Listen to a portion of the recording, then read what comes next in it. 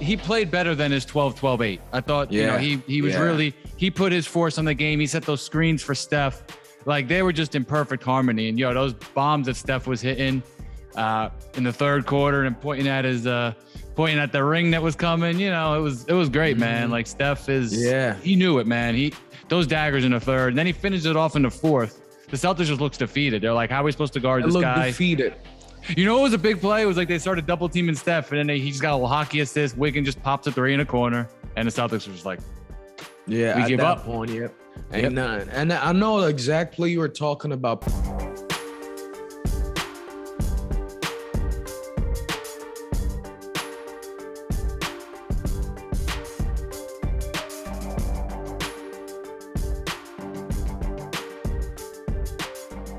Good afternoon, ladies and gentlemen. We're back on Raw Sports Debate. Michael Steven with Leslie, and we are going to talk about the NBA Finals.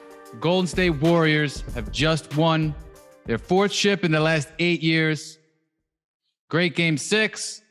Let's get right into it. Leslie, what are your thoughts?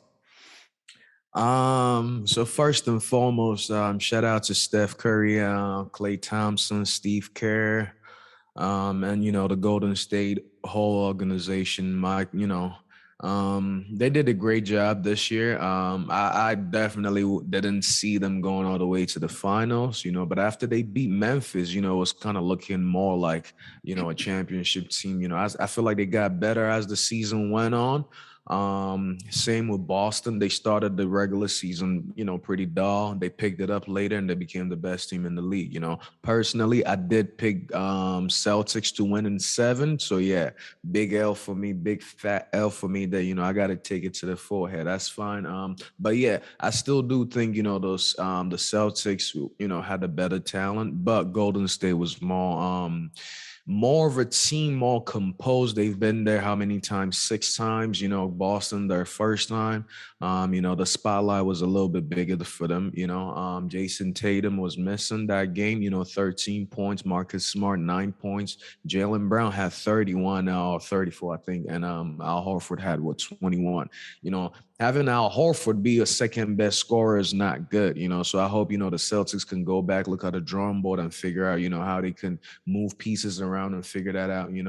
Jason Tatum should have been more aggressive.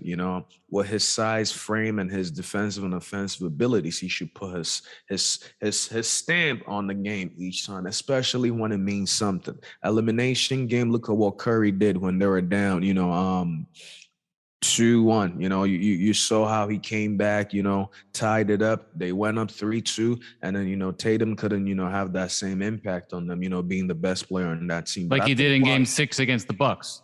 Exactly. He needed one of those games. He needed one of those games, when he had against Brooklyn as well, too, Game 3, Game 4, he needed one of those monsters. And even Game 1, all throughout the Brooklyn series, he played amazing, That's what they kind of needed from him.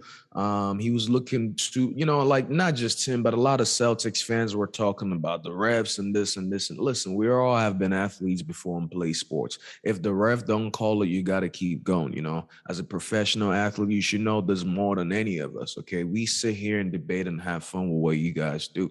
Not really out there playing with y'all, but still, I think you got to have some kind of sense of urgency. You're playing a team like the Warriors. When the ball stops, when you don't make a bucket and you stop, they're going down and hitting a 3, or in transition, layup, something. They're always quick. They're always moving, Andrew Wiggins, amazing player, amazing stats. Shout out to him as well. I think besides Steph, he might have been the runner-up on the finals MVP on the Golden State side, because not a lot of people really performed. The closest to Steph averaged 31.5 assists, 6 rebounds, okay? The closest person to him was Wiggins and Klay. Klay having 17 points. Wiggins was balling. 18-9 for Wiggins. 18-9, great defense. Great defense on Tatum. He had a couple of blocks that, really mattered when when they were on a nice 9-0 run, in the second quarter, went up by 14. Boston came back after the timeout, started going back again, like 6-0 run. But then Wiggins had a nice block, to kind of turn it around. The fans got involved. I think that even though the game was at home for Boston, it didn't really feel like it was at home for them. It felt like a game 7 to them. Not really like, oh, let's win this one and push it to 7. Because the Warriors threw those haymakers after that early lead. They just threw haymakers. And listen, man, like I'll just give you my overall thoughts on the series and then game 6. Curry was all-time great. We both kind of said, hey, he's got a point to prove. Say, hey, I'm one of the GOATs. And he made that point. Absolutely. And even in the game where he obviously game 4 was amazing, but games 1, 2, 3, and 6, he scored around 30. He was hitting his 3. And the game 5, where we kind of said, hey, he might have an off game. And I did say that. What happened? He had 8 assists, 1 turnover. Their face guarded him 40 feet from the hoop, and his teammates did step up. Wiggins, the most in game 5. Poole, other guys. So in general, Steph Curry obviously was the MVP, all-time great performance, and he's put himself really up there with some of the best players to ever live. Now, overall in the series, Wiggins 18 and 9. He played great defense on Tatum. I heard they work out together too, which it's funny. That's these guys, interesting. Yeah, these guys work out together, and even like in the Olympics and these other kind of areas, it's like these are competitors. They're learning about each other, to seeing all the secrets that they have, and that can come back to bite you sometimes. So Wiggins played great defense, great rebounder. Clay had a big game 5. He was a little bit off in game 6, but again, we know what he does on defense and spacing the floor. And shout out to Draymond. Draymond was struggling early in the series, but in game 6, I don't know how you felt, but when I was watching game 6, man, I'm like, this is another Draymond game. This is old school 12 Draymond. Assists, 12 points, 8 rebounds. 8 rebounds. Amazing I don't know game. how he only had 8 rebounds, but like I felt like every one of his rebounds, he was a huge offensive board, and then he passed it back and then he hit a 3. That happened like 4 or 5 times. And those are backbreakers, man. Yeah, but that's because Wiggins was getting some of those boards, man. Game 5 having 17 rebounds they need. And sometimes Draymond bats it back. Tyson Chandler used to do that, I remember, with Chris Paul. He would like bat it back, and then the guy who gets the ball gets the rebound, I think, on record, but Draymond really just kind of like swatted. No, I think anybody who taps it first gets the rebound. Yep, Does he? Yep, okay. Yep, all right. Yep, well, either way, he played better than his 12-12-8. I thought, he was really, he put his force on the game. He set those screens for Steph. Like, they were just in perfect harmony. And, those bombs that Steph was hitting in the third quarter and pointing at the ring that was coming, it was great, man. Like, Steph he knew it, man. Those daggers in the third, and then he finished it off in the fourth. The Celtics just looks defeated. They're like, how are we supposed to guard this guy? Defeated.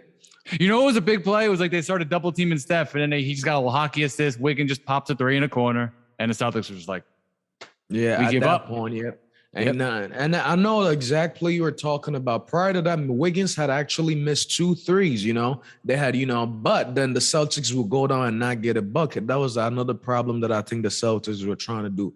They were trying to match Golden State's intensity and play. It's like, listen, Celtics, you guys are much better in the sense of with size and on defense, right? And especially get into the hoop. Get the ball in Brown and Tatum's hands, okay?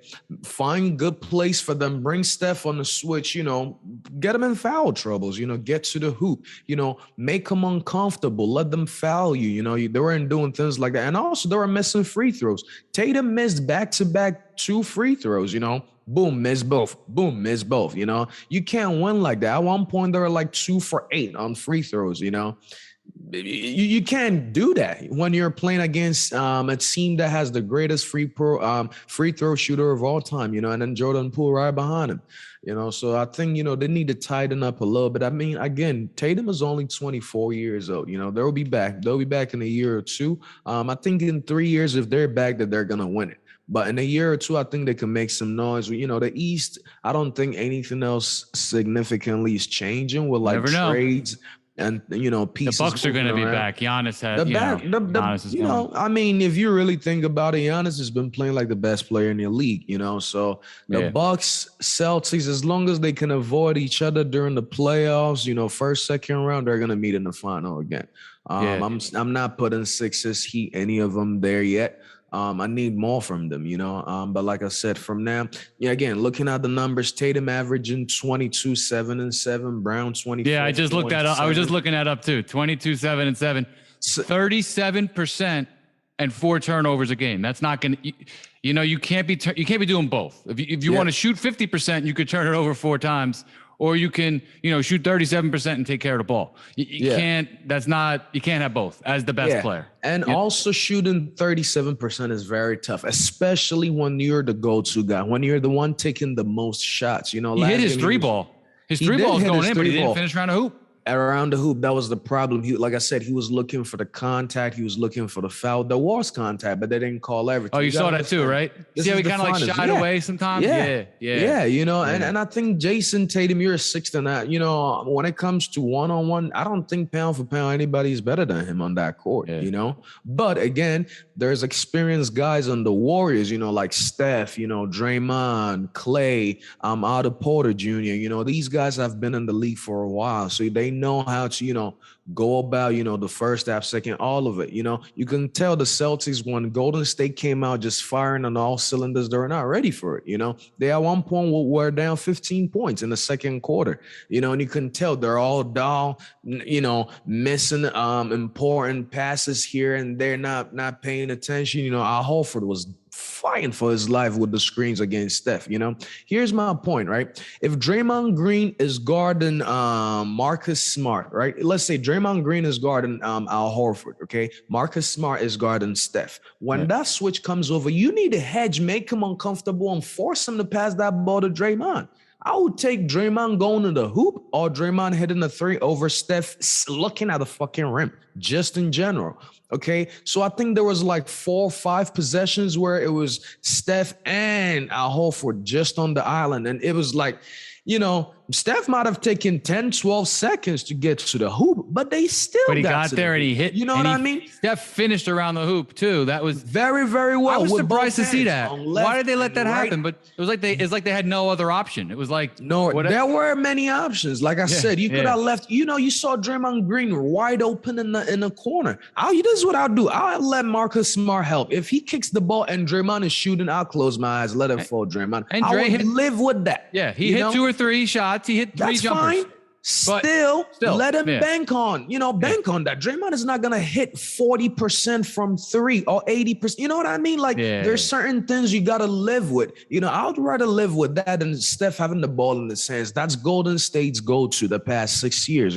He's not comfortable with the ball. Past 8 years, they've been there 6 times. This man is comfortable. When the game was over, we knew it was over. He still wanted the ball in his hands. Just in case something happens, he trusts himself to, be in control and then taking the last shot all the time. That's what Boston should have deferred. Make sure anybody but Steph Curry, the game that he had 0 threes, that find that same defense. Make sure anything but a 3 from Steph, anything but Steph driving to the hoop. You give that ball he passes that ball to Draymond Green.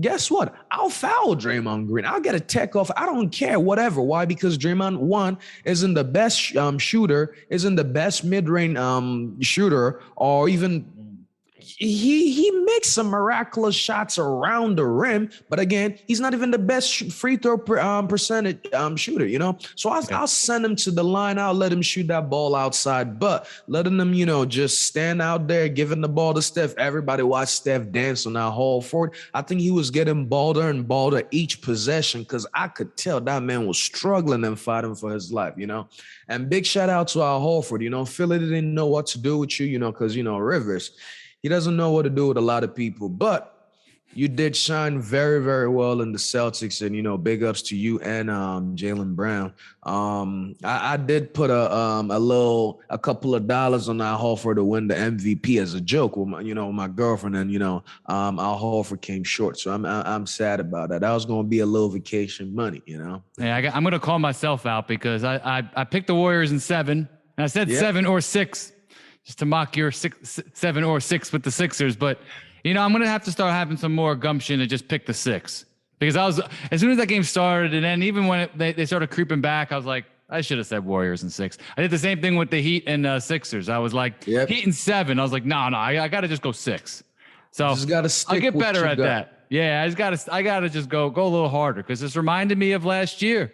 It's like Suns up 2-0, 2-1, and then once it turned, it couldn't turn back. And that happened in the series. It was 2-1.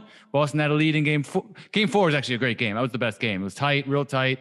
Steph closed it out, obviously. And then we're at a point where Boston couldn't, after 4 games, what happened? Boston had kind of played great defense, great offense, but they hadn't, the Warriors supporting cast hadn't shown up yet. They hadn't had their game, and that was game 5. And then all Steph had to do was put on the gas pedal in a couple of quarters. Everyone at that point had a great game 5, and now it doesn't matter where they're playing. Now it doesn't matter. Now and then Draymond, again, another shout out, because I've said this because I rooted against him when, I rooted for Paul and the Clippers. Draymond just has a knack in like the last game of the series of hitting his shots. He'll miss his shots all game, all series, and then he'll just start hitting shots. He did it again. He did it in game 7 after he got ejected against the Cavs. He had like 32 and 15 or some crazy game in game 7. He did it in, like 5-6 times that I remember at the end of the series. Draymond just summoned something. And, he's a frustrating guy. I have a love-hate relationship with him. I think a lot of us do. But, I appreciate what he brings to the game. He does a lot of things that do not show up on the stat sheet. Of course. And he's going to make he needs to make the Hall of Fame, because he's just that guy. He's a Hall of Fame glue guy. And like that, I don't know. I just thought about that, but. I mean, if you think about it this way, right? Draymond, 4 chips, and all 4, he's been a huge part of, their success. A 2 through 4 guy, Yeah. So there's no reason why, 4 chips, being a part of the dynasty, there's no reason why I don't think he shouldn't be in the Hall of Fame, I think guys in the top 75 more than likely will make it. So if those guys are making it, I wouldn't put AD making the Hall of Fame over Draymond Green. Draymond has so many regular season, postseason success. But you might start a team. You might draft. Of course. I will draft AD talent-wise over Draymond, but Draymond has had a better impact in the game of basketball, National Basketball Association. Just because of his situation. Hey, that's part of it. It is what it is. And not necessarily because of situation also. I mean, AD was with, you're right. Situation does play a little bit of it, But yeah, we can't say that for, then that would be everybody. Because of situation, Jordan is the GOAT. Because of the situation, LeBron is the second. Because of the situation, Kobe, Will, it's Kareem, a mix of all things. of them.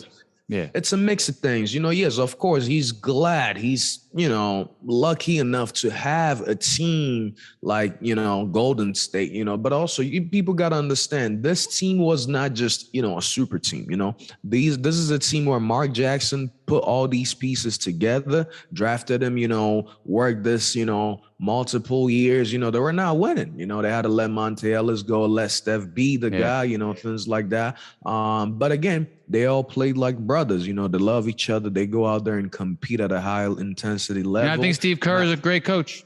Steve Kerr's a great amazing coach. Yesterday, one of my friends was telling me, I think all you had to do, anybody could coach the Warriors. I said, no, they were down at one point, and even when you're up, that's even the hardest part in basketball. I honestly feel like, because while you got to maintain the lead or try to make sure they don't, catch close, things like that, and at that point, you have stars that are tired. But how do you make the rotation? Give it to Doc Rivers. You take everybody out and just, put the B team in and let them go down, and then bring the A team, and, momentum will be lost and things like that. So yes, there are some coaches that do better about, in these situations than others, as great as you must talk about, Steph Curry and Clay. Clay didn't have the greatest finals, he was averaging 17, 2 and 3. That's not a Klay Thompson that we know. But again, when Steph was out at one point, his teammates performed.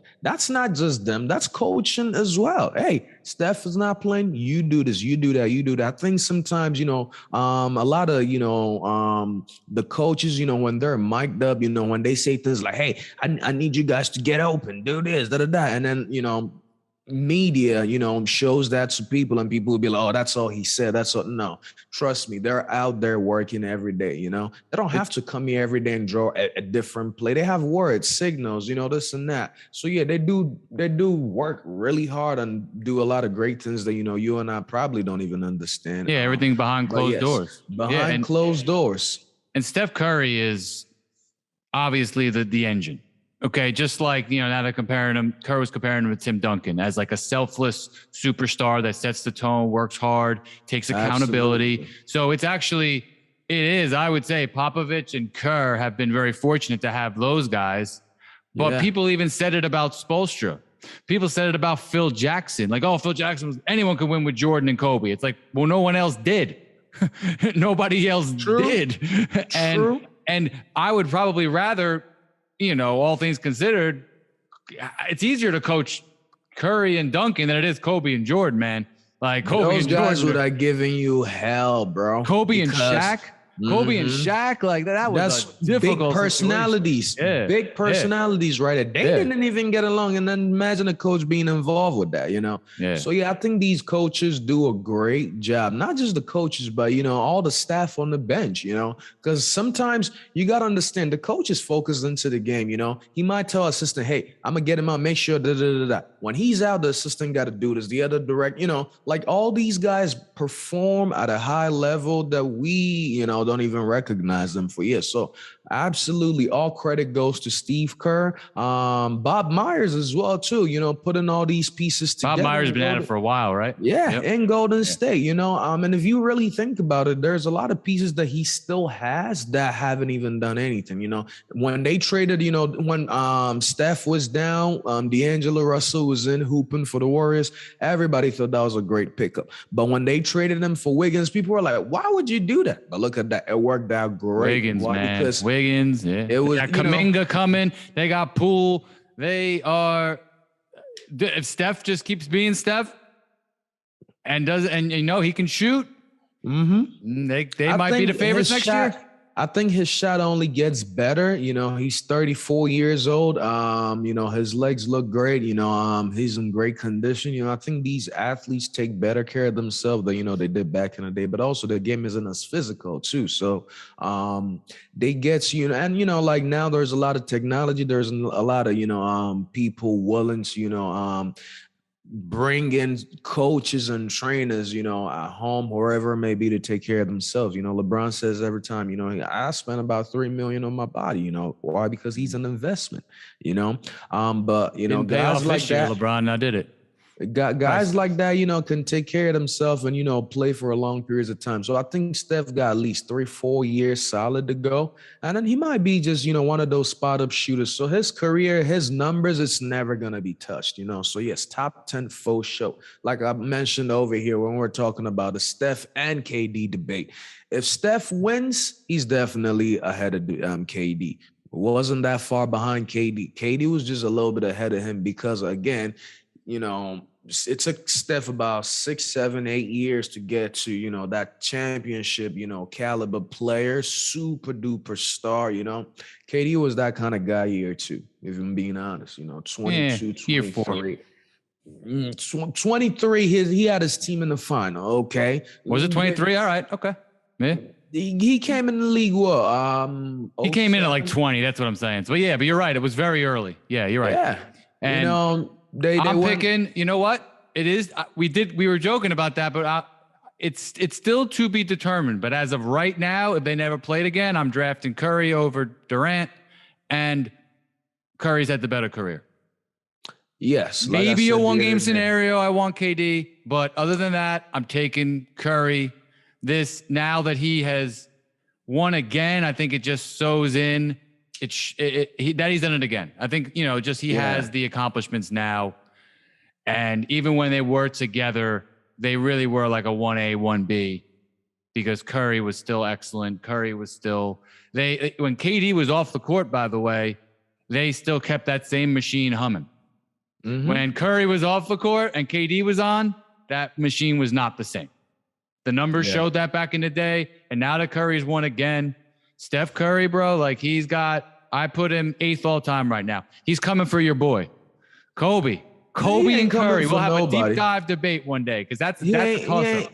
He's not coming for nobody. That's something that you want to do to ruffle my feathers. But I'll be honest with you. There's a lot of people that you have. Those old heads, you have a 5, 6, 7. You're bugging. Okay, I'll tell you that right old now. Heads. With the way the game moving right now and how things is going. Listen, Curry's on the level of people like the likes of Larry Bird and things like that. Okay. Yeah, I would That's say where he's at. I wouldn't put Larry Bird over Steph. And I wouldn't put Steph over Larry Bird. They're around the same. That's funny you say that because I put them in the same tier.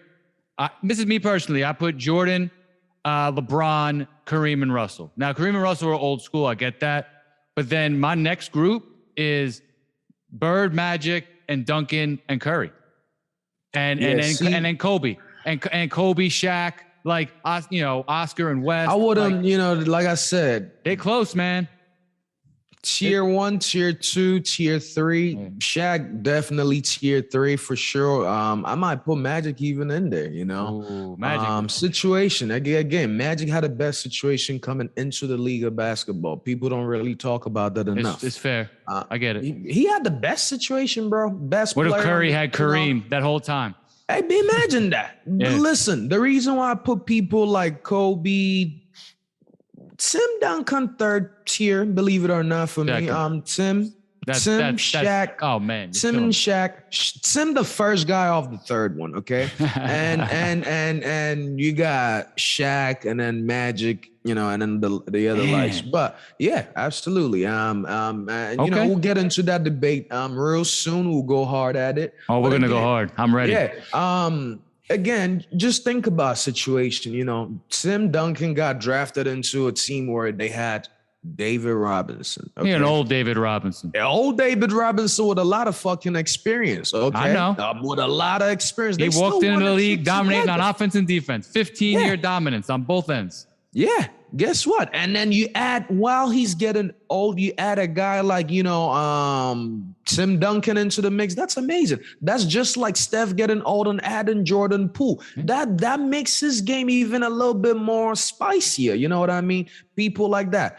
What's his name? Of course, Kobe had Shaq and all of these things. They had to put them together. Then he won without him. That was huge. Yeah, and then he won without him too, back to back. These are things that a lot of people don't do. Go look at that roster, that 2009 and 2010 roster. Hey, Pau Gasol is a great player. I understand he is a great. So what? Pau Gasol, that's it. Derek Fisher was a great flopper. Don't stop fucking playing Andrew Derek Bynum. Fisher. Andrew Bynum. Chris Paul can't win with Derek Fisher. Magic Johnson can't win with Derek Fisher. Okay, Steph ain't winning with Derek Fisher. The bottom line is Steph is in Kobe's class, and that's something that I wouldn't have said. Good. That's I wouldn't have said that. Tier. I needed second. He's right. He's still behind Kobe for sure, but up there for sure. You know what I mean? But the likes of LeBron, Jordan, those two, they're in the top tier by themselves. Nobody else. And everybody else falls below. Kareem, Wilt, all of them fall below. Absolutely. But Curry. But the bottom line is there's probably no right answer to some of these things, but we'll dive into that and go into numbers and situations and funny stories. But the bottom line is Curry is now in that class, and KD needs to do something in the next couple of years if he wants to be in that class, because I think he's going to be top 10. If I'm being honest with you, KD's not cracking the top 10. Not cracking the top 10. Oh, if he wins the ship next year, maybe that changes. Still, who's he gonna kick out of that top 10? It's gonna be hard. I love KD. Shaq, I love KD. He ain't kicking Shaq out of there. How many? Shaq can't shoot free throws late in games. We understand that.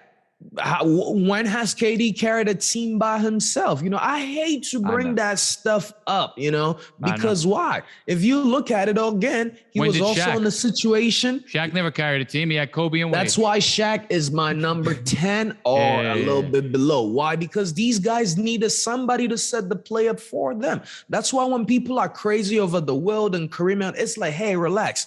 Bill Russell really is that guy that people may not know. Like ultimate team player. Ultimate team player. I'll put him sometimes over Wilt and Kareem just because of how he didn't really have to wait for you, to get the ball. You get what I'm saying? He played point at 5 sometimes. You know what I mean? He could still bring the ball up and do all of these things. Kareem, Wilt, amazing, one of the most dominant players in the league. Okay, Wilt was too busy looking at the women in the stands, as I mentioned earlier. But sometimes when you have that kind of size and frame, it's easier. Okay, people like Steph had to fight for their life, fight harder. Steph is the best little man of all time, right? Yes, he definitely surpassed Allen Iverson. Yes, absolutely. Anyone like so that means like Isaiah, Paul, Oscar, Steph, not a question. Yeah. Not a question. At this point, he's got not a question. 6'3" and below Steph is definitely the best little guy. Wade, he passed Wade. Yeah. Yeah. Then pass Wade. And I love Wade. I love Wade, but damn. But anyway, before we finish, let's get into it. Next year's prediction: Eastern Finals, Western Finals, and NBA Finals. Let me hear you. Go ahead. It's on camera. Just know we will come back to this Sunday. Go ahead. As of right now, Warriors over the Clippers. Bucks over the Celtics. No, the Clippers can't make a conference finals. Who am I thinking? They're cursed. Warriors over the Suns, because this is my dime podcast. Warriors over the Suns, and Bucks over the Celtics. Bucks over the Warriors. Okay, I can see that. Definitely, like I said, I'm going back to those two powerhouses. Celtics or Bucks coming out of the East. Hopefully they beat in the final. That's going to be one of the greatest to watch, okay? But unless KD gets some help, like I said, it's going to be those two coming out, okay? So Celtics, Bucks. With Middleton healthy, I think the Bucks take it this time. Celtics will be back in 2 years, 2 or 3. If they back in 3, they win it. Remember, they were at full health. Health. That's the thing. This might have been their year. They had to get it in. But now, now they're going to go back, retool. It might not work that well, and then they'll be back. Absolutely. Like I said, give them 2 to 3 years, Same with Memphis Grizzlies, 2 to 3 years. They're going to be running the Western Conference for sure. But I think, surprisingly, I'm picking Memphis, Dallas next year. Okay. Western Conference final. And I think Luka is going to make the finals next year. Luka gonna find a way to make. If he's healthy, everything firing all cylinders, they're gonna move a couple of pieces around. Luka's gonna be in a final against Giannis. Oh, that'd be awesome. Yeah, that would be awesome. Luka, Giannis in the final. And who wins? Shoo! Luka. I think Luka is next up. I'm picking it right now. Luka is next up. Wow. All right. MVP next season. He was a favorite. Wasn't he one of the favorites going into this season? Was. Nah, I mean, he might get it next year. No, hey, listen. You're picking Josh Allen and Luka. Okay. Josh Allen for NFL. I want KD to go to the Suns. Make it happen. Oh man. That's why. Hey, that's what they need. That's what he needs. It's a mutual thing. I think what needs to happen is LeBron buys a team in Vegas and gets KD. Oh. But that ain't gonna happen. And then James Harden's gonna force his way there. No, not James Harden. Yeah, you're right. There's a lot of strip clubs out here. So James might have himself a blast out there's here. Some dangerous ones out there. Shit, out here you can see him everywhere. You know what I mean? But yeah, final picks: Bucks Dallas over the Warriors. Me. Yeah, but Bucks over Warriors for me. Okay, I got Bucks Dallas winning it. I just got Luka winning it. Fuck it. He can't do it on his own. Yeah, true. I'm talking about MVP. I think this is the year they give Joel his respect. So Joel Embiid takes it. Luka runner. Giannis third again.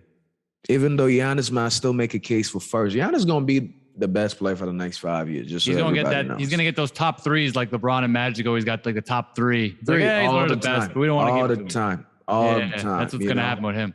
Yeah. Curry might. You never know. Curry might come and get it. Curry could have this year. You want that third MVP? if he didn't get hurt a little bit, he could have, there's a lot. Let's remind the viewers, there's a lot of great players that do not have more than 2 MVPs. Just so you know, okay? Just so y'all know. Or just so we look at the finishes, like Kobe and Shaq only won 1 each, but they were always contenders every year. Sunday, yeah, it's a narrative, and people that have more experience than us, but have their own agendas voting for these things. So at the end of the day, it's how many times were you in the top 3, 5, 7, 10? Like top how many three, times were you up there? Because look how LeBron been the reigning best player for a 12 while. top threes, bro. He has 12 top threes. That's crazy. Yeah. And that's why, him and Jordan, there's nobody catching up to them, Like I said, when we go back to that GOAT debate, it's all about what do you prefer, a winner or a better player? If you go with the better player, LeBron is the better player, a best player. But winner, mentality, skill, Michael Jordan, absolutely. So, but we play the game to win, not to see who's the best fucking player, okay? And that's why like when people talk about dribbling, oh, he's a great dribbler. I go, what does dribbling do? It just gets you to be able to shoot or pass or get to the line. Like space, dribbling is not. I don't care how well you dribble. At the end of the day, that's not something to use in a debate. It's like, did you make your shots or not? Did you get shots off or not? Did you win or not? Did you guard that dude and, play team defense? Absolutely. So, we'll get that GOAT debate. It'll be wild. It'll be wild. I can't wait for that moment. But great episode today covering the finals and NBA playoffs as well. So we'll catch you guys next time. Again, this is the Raw Sports Debate brought to you by Leslie and Michael Steven. All right. Peace out. Go eat, Bro, I got to hit the gym.